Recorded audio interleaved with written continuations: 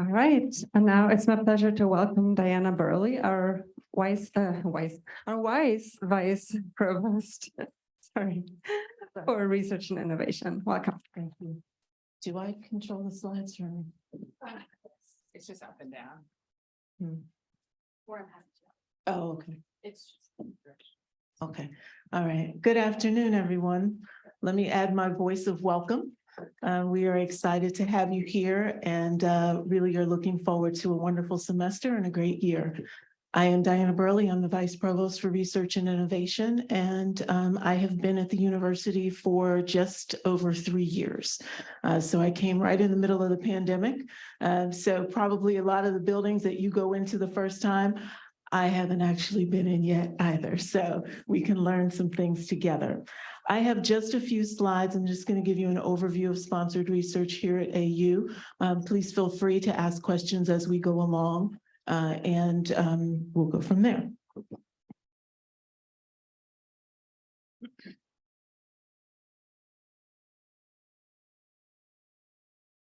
Okay, there we go. So first, I just want to kind of level set and let you know that sponsored research in general, is a strategic priority of the university. We see it as something that is critical to us in thinking about what we are doing in our future. It is important to us as we think about impact and the way that we are impacting our community, our stakeholders, whether they be members of the community in terms of our community service and our neighbors, or members of our research community. We see sponsored research as an important component of helping us to strengthen the impact that we have on those stakeholder communities. We also see it as a way of helping branding.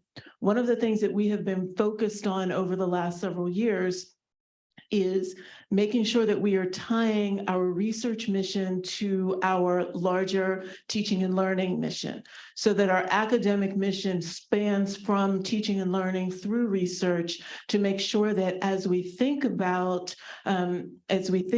how we can position our university in the community, in our community of peer institutions and our community of scholars, that we are branding our university as both a teaching intensive and a research intensive institution. For those of you who have been through Middle States accreditations at your other institutions, at your prior institutions, I will tell you, if you haven't already been told, we are in the midst of our Middle States self-study.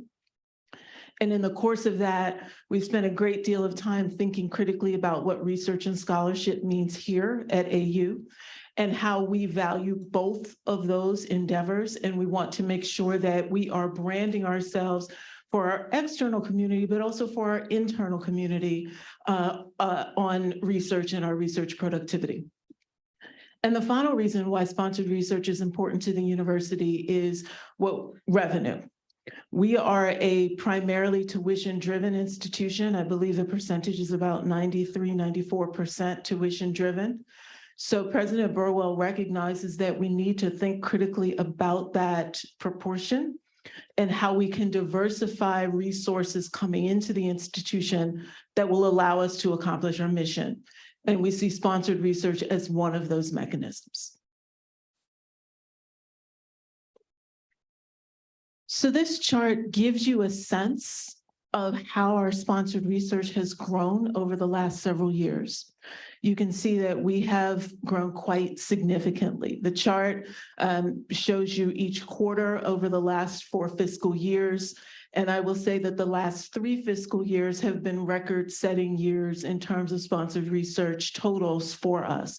Last year, we ended at just over $51 million. It was the first time we crossed that $50 million threshold. $50 million threshold is critical for us, but also for the federal government, in that when you cross the $50 million research threshold, it kicks in other reporting requirements, it kicks in other regulatory requirements for the university. And so we are now at a point where we have crossed over that threshold, and we are looking into how we can ensure that we continue to not just be in compliance with the federal government, but also provide the resources that you all need in order to do the work that you do and to streamline our processes to ensure that while the compliance and regulatory requirements have been strengthened, that the administrative burden does not get passed on to you as principal investigators. So we're spending a great deal of time and have been over the last several years trying to streamline our research infrastructure, strengthen it, provide additional resources and capabilities to that infrastructure. And we have done a significant amount of work, which is in part why we've been able to support the faculty members in their research growth. I will tell you that this is not normal growth. Typically, institutions grow to about 2% per year in terms of their research productivity. And I have nightmares at night, and I stay awake trying to make sure that we don't fall backwards. But in setting goals for this year, I can tell you that I've already been speaking with President Burwell and Provost Wilkins about our research goals, our sponsored research goals for this coming fiscal year. And I am predicting that we will be in that normal range, so much closer to the 2 to 3% year over year type of growth. I will also tell you that this chart, along with other research highlights, is available to you all, not just in these slides, but we produce these charts every quarter, and we have an Office of Research newsletter that we send out. And so everyone gets an opportunity to see where we are as we move through the quarters of the fiscal year. So how do we support you?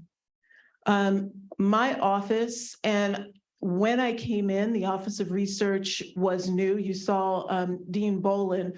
Prior to us assuming our roles, the Office of Research and Graduate Studies were combined in one office. Those offices have been separated. And so this is the structure of the Office of Research. We have restructured several things under this umbrella over the last several years, the most recent being OSARA. OSARA is the Office of Sponsored Awards and Research Administration.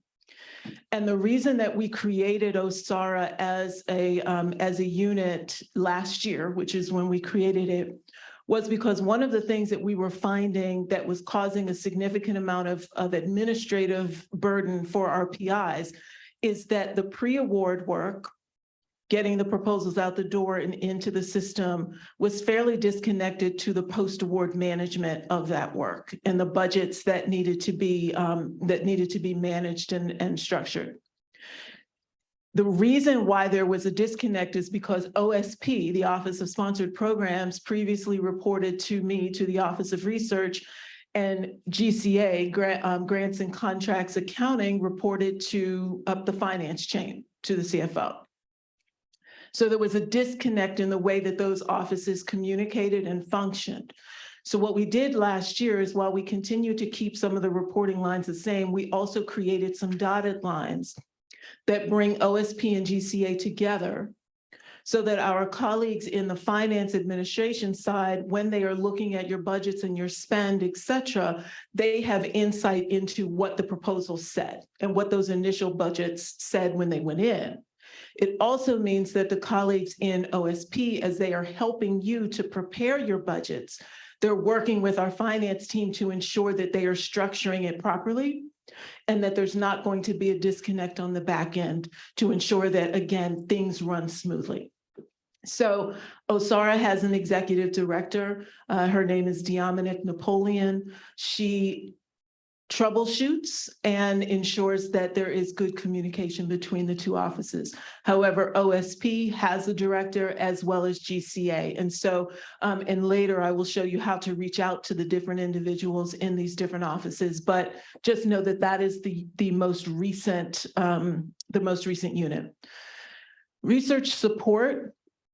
We do a number of different things. One of the things that we do is, in fact, liaison with CTRL and making sure that the R part of CTRL is in coordination with the things that we're doing in the Office of Research to determine what type of support you need, so that if we're seeing different types of needs coming through our proposals, that we reach out to CTRL to make sure that they're able to offer the kinds of trainings that you might need. We also offer support in finding opportunities. So if you are new to sponsored research, or you're not new to sponsored research, but you just want assistance in finding opportunities to support your work, we have access to various databases and resources that will help you to not just find those resources, but to utilize them. So we have trainings that we put together, and we make connections with granting agencies. So from time to time, there will be program directors from NIH or from the National Science Foundation or other places that will come in and that will just talk to our faculty members who are interested in different types of research support. We also provide opportunities for faculty members to come together to find out information about the kind of work that their colleagues are doing so that they can collaborate a bit easily. We work a lot with the library. I don't know if G has been here yet, but our university librarian, G Davis, has a scholarly librarian that works with her in the library, and we collaborate with them to ensure that we are also providing the types of tools in the library space that will help you as you formulate your research and your research proposals. Research integrity, this is where our IRB sits. This is where our city training. So if you are going to be using human subjects in your research and you need to go through the human subjects training, this is where city sits. Anything that relates to research integrity sits within that unit. Our strategic initiatives, this is something that we have spent a fair amount of time working through over the last couple of years. You will hear over the course, probably in the next couple of weeks, you will see a communication come out from my office on the strategic research initiatives. The Strategic Research Initiatives is a program that I launched a year ago that asked faculty members to submit large proposals for internal funding and support, so how they would come together with colleagues around campus to investigate problems that are of urgent need, where we feel we are uniquely positioned to take advantage of the opportunity to work on them, where some quick funding would be helpful to them to not just come together, but also to enable them to accelerate their impact, to enable them to put together proposals that would be attractive to external funders. So we use the Strategic Research Initiatives as a program to support that. The initiatives that we selected last year, one of them is called Changing Aid, and it's looking at the face of international aid and how things are differing over the course of time. The other one is looking at inclusive tech policy. And then we have a third initiative that incubated last year that will be announced as launching, which is focused on unmasking anti-Semitism and doing some data work around that. You'll also see in that communication this fall that we will be announcing the next round to call for proposals for SRIs. And so that will come out sometime this fall, and then we will start to ask for proposals coming sometime this spring. We're still working the timeline out. Any questions on any of these before I? Yes. Thank you, Diane. This has been great. 1 second. You know, I'm relatively new to the strategic and research initiatives. Were the three of them that you mentioned? Were they? Yes. Okay. In anticipation of having a similar round with about 3 this again? Yes. Okay, awesome. Are there were there ceilings on amounts as well? There's a seed money, I'm so exploratory.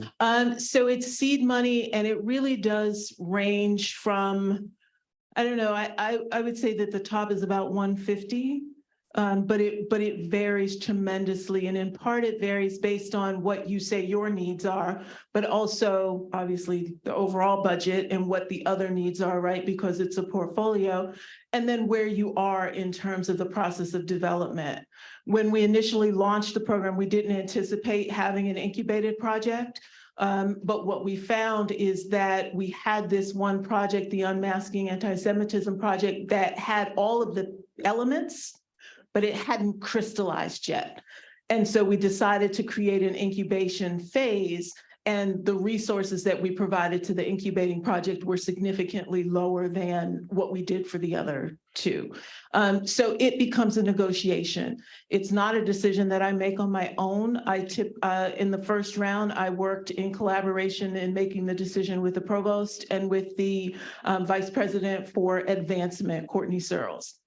The reason why we pulled in Courtney was because the whole point of the SRI program is not just to create impact, but also to help you to seed this project internally so that you can do a better job of seeking external funding. External funding comes in sort of two flavors. One flavor comes through my office and the other flavor comes through donor funds. So we pulled in Courtney and at that time Provost Starr to help us to adjudicate those proposals. Okay, we are going to have a showcase. So this fall, there will be a memo that comes out in a week or two about the SRIs. It will also announce an SRI showcase that we will be hosting sometime in September. The date has been set, I just don't remember it, where it will be an opportunity for you to hear from the faculty members who have been doing the work and also to ask questions of all of us about the program.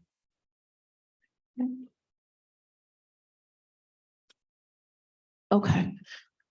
So how do you get information about the research support services?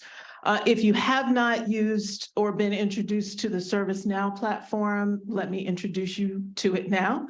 ServiceNow is an internal platform that we use at the university to really provide knowledge bases for several different areas.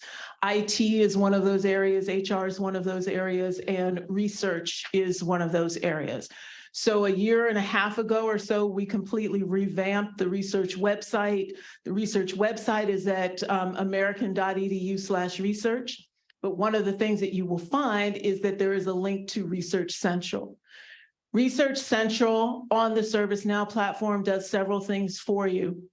The first is, as you see that window there, Research Central actually allows you to ask questions and it searches through the knowledge base for the answers to those questions and points you to the resources. In addition, it captures the questions and the frequency of the questions that are being asked. And so it begins to populate, and you'll see on that site that it will pre-populate the most frequently asked questions, not as determined by me and my team, but as determined by the questions that you are asking.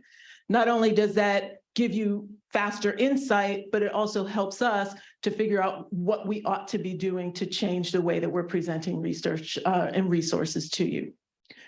Research Central is available if you are not logged into AU, but if you are logged into AU, you get access to much more resources. So you want to make sure that when you access it, that you are logged in. On Research Central, we have organized the resources in these 9 buckets. The idea is that we flow all the way from the beginning of the process. So how do you find funding? All the way through how do you close out and report and everything in between. And as you click on these different boxes, you will find information, resources, etc. under each one of those. Okay. You will also find contact information for individuals who can help you find that information. This next slide actually shows you some of the content that is housed on the Research Central site in those boxes. Okay, and again, the idea is that we're flowing through the research process. If you have questions that fit into any one of those boxes, we provide you with resources. Some of them are written. We have some videos, we have audios, and some external resources. So we link to external sites. And again, we provide contact information for individuals who can help you move through the process. Any general questions?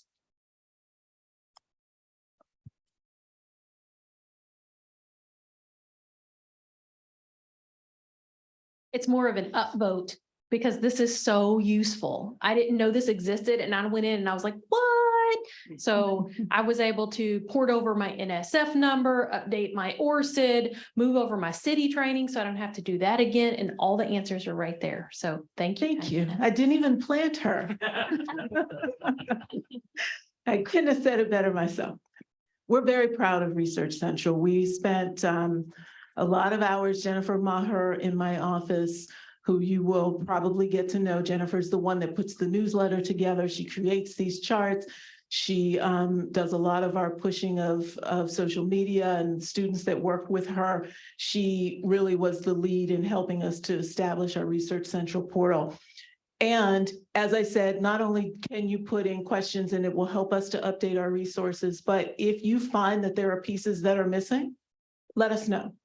Okay, because the goal is that we're reducing the burden for you. And we want to make sure that you have the information that you need.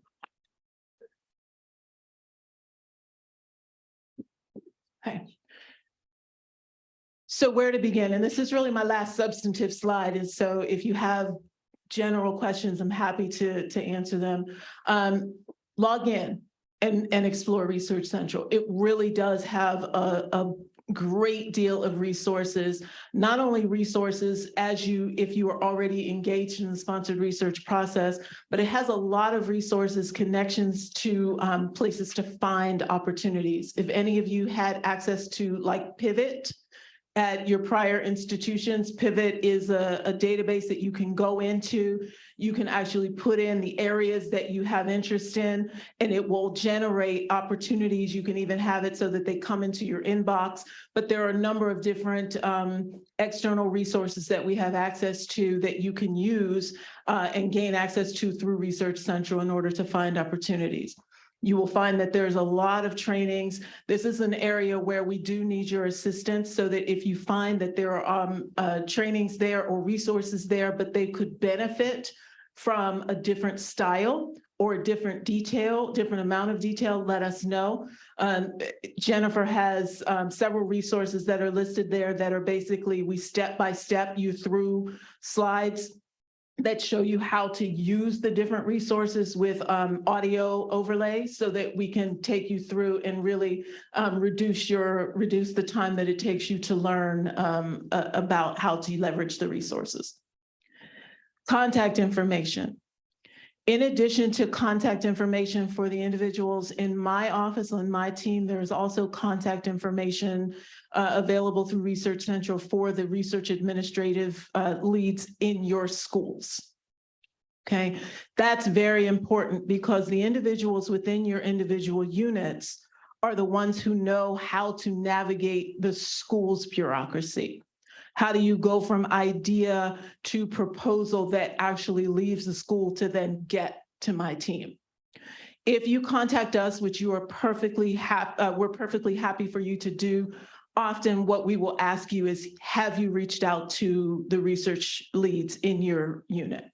And if you haven't yet, we redirect you to them and to say, start there and then come to us, because every school at AU works a little bit differently.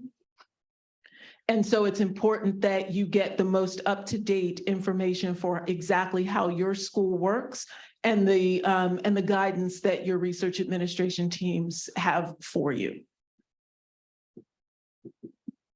As I mentioned, the Office of Research website, that's the american.edu/research website. What you will find when you go to that website is you'll find on the left-hand side of the page, that's where the menu is. There's a link to Research Central. There's also a link to our centers and institutes. There's a link to contact information, roles and responsibilities, those kinds of things. But the real meat of our website are these stories that we put about you. The research that you are doing, the great things that you have done, we want to know about. We work in collaboration with UCM, the university's media office, with the communications units within each of your schools, to identify stories to put on our website. Each month we spotlight faculty members and faculty research. We try very hard to be diverse in not just the individuals, but in the type of research that is highlighted. We tend to focus when we talk. I certainly, when I talk, and even the name of this session is sponsored research, but that is not the only kind of research and scholarship that we care about or that we promote. And so we use our website to raise the profile of our scholars across the university. We also will assist with social media and those kinds of things. So take a look at the website to learn about your colleagues and the great work that they are doing. And then speak with your colleagues, okay? Speak with your senior colleagues in your units. They can tell you about the kinds of resources that are available in your units. They can talk to you about what CTRL is doing. We also established last year a Research Leadership Council. The Research Leadership Council has a senior research in some schools where you have a associate dean for research. That person is on the Research Leadership Council. In other places where you do not, a senior researcher is on it. The idea is that those individuals, those 7 individuals, come together with our director of OSARA, and they talk about opportunities. They talk about trainings or initiatives that they are doing in the individual schools that we could leverage or collaborate with.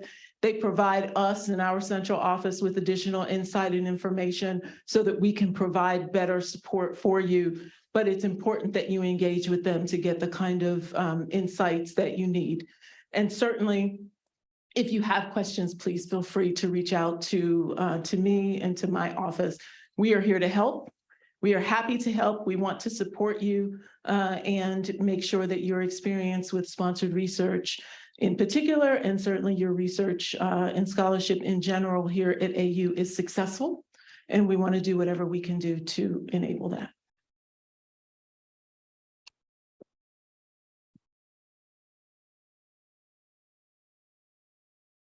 Okay. If there are any, I don't know what time it is, but We have a little bit of time for questions. are there any questions? Comments, concerns? That was impressive. Oh, thank you. Yeah, well done, man. If we're coming from another university and we have IRBs approved at the other university, would we go through like a consent, like a whole new protocol here? You do or- not. Okay. No, you do not have to go through a whole new protocol. We'll transfer them. Okay, What you should do is talk to the research administrative person in your Okay. unit. You'll probably then get connected with Matt Zimbruski in my office, okay, and we'll go through the paperwork exercise that needs to happen in order to transfer the consent. okay, awesome, thank you. Same thing goes for city training. City training is universal. If you've already done it and passed in your other institution, we can pull that record in so that we have it on file here. You don't need to do it again.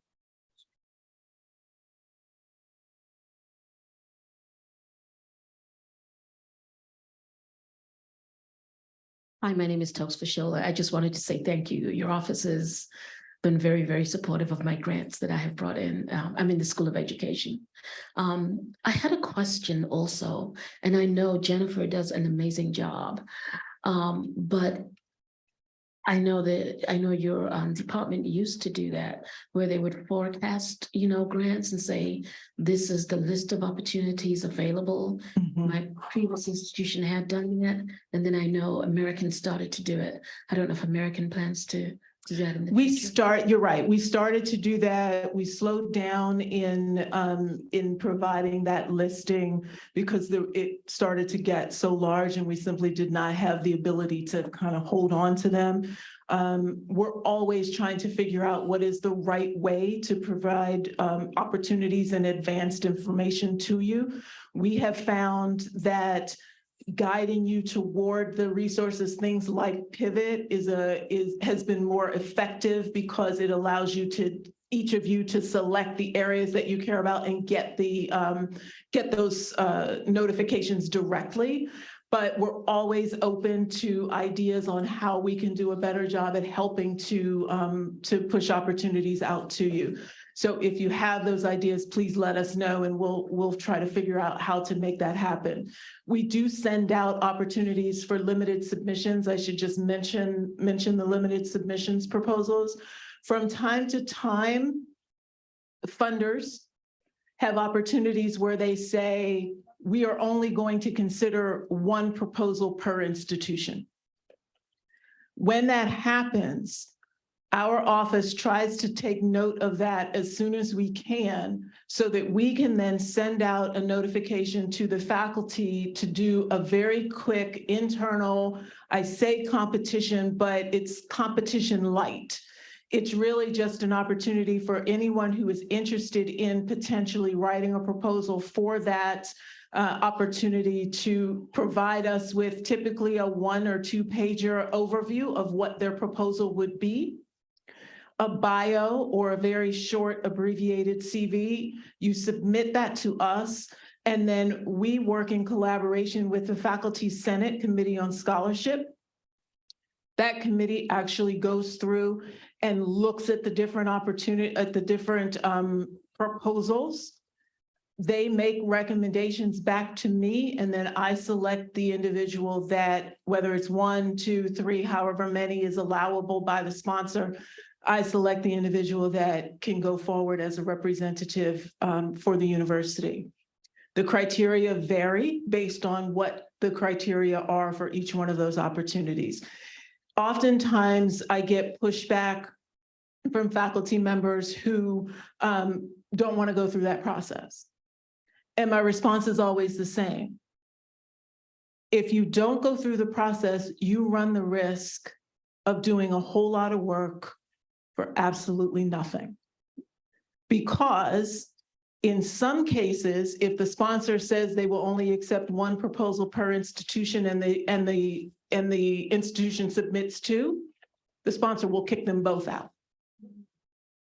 In other cases, the sponsor will accept the first proposal that has come in and kick out the rest. And so if you don't go through the process, you may end up doing a lot of work for it not to be considered at all. So what we're doing is we're actually trying to save you from going through the exercise of doing all of that work and then not being able to actually have your proposal reviewed. Also, it also provides an opportunity in some cases where faculty members decide to collaborate and work together on the proposal because their ideas happen to blend, and it makes sense for that to happen. But if you find that there is a limited submission opportunity, whether we have initiated it and told you about it, or you happen to find it, if you find it, although the initial kind of feeling might be, I'm gonna hold on to this and not tell anybody, right? Know that the colleague in the office next to you might be doing the same thing. And then when it gets to us, we have to make the hard decision. And oftentimes the hard decision is simply whoever got it into the box first. Because at that point, it's too late for us to look at the details.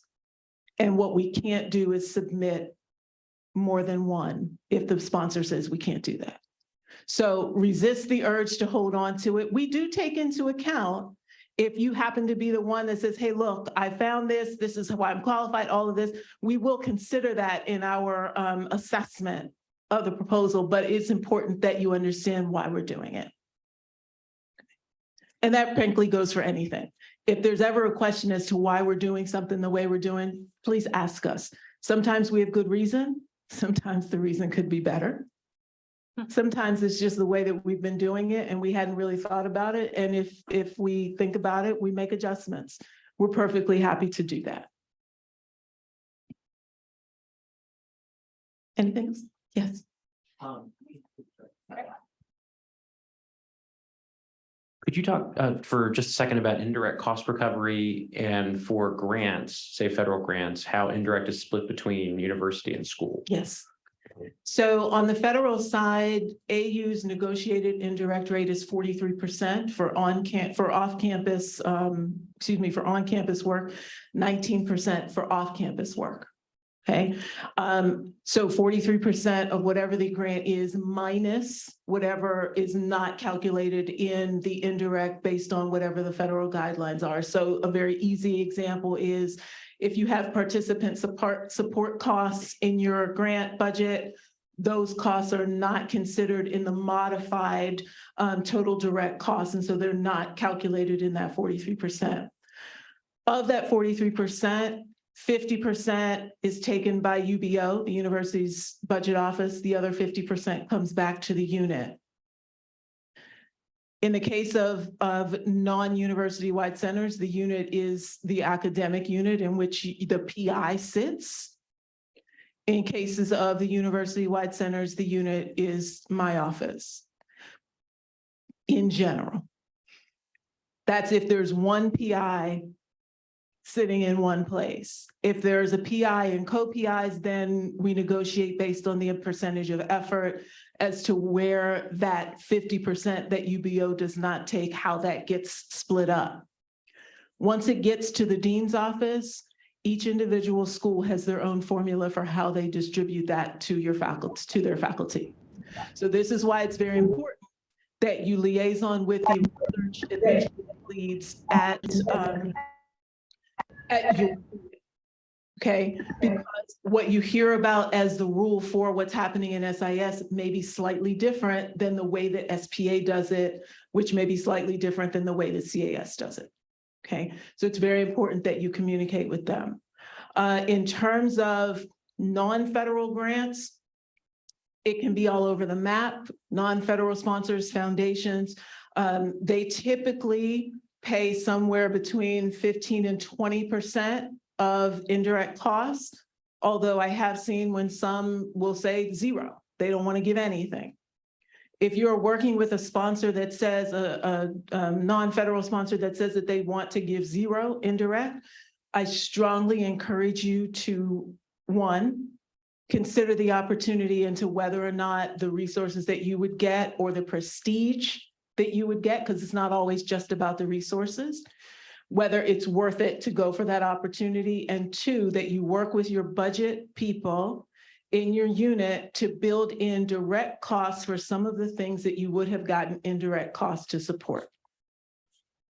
Okay. It is critical that, I mean, we have a lean university, and I don't think that that's frankly different than any other university. We all run lean. It is very important that you think about who's going to support you in doing the work. You will do the intellectual work. We have no concerns about that. But who's going to help you invoice? Who's going to help you invite people to workshops, right? I mean, everything under the sun. And so sometimes that can be somebody in your department. Sometimes you need to hire people to help you do that. The earlier that you speak with your research administrative team in your unit, the earlier you speak with us, the earlier we are able to intervene and to help you understand what to put in your budget to ensure that you're able to do the work that you're proposing to do.